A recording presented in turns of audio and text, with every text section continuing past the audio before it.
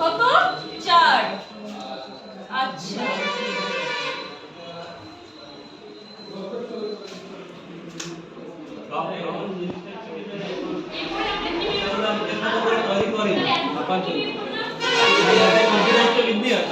একটা ভালো জিনিস আছে জানেন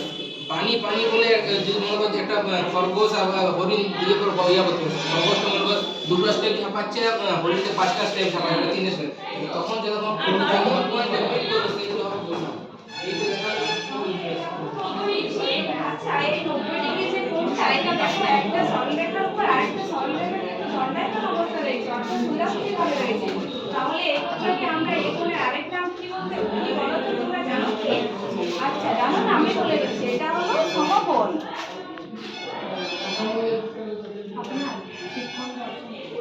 হ্যাঁ 60 ডিগ্রি এবার দেখো 60 ডিগ্রি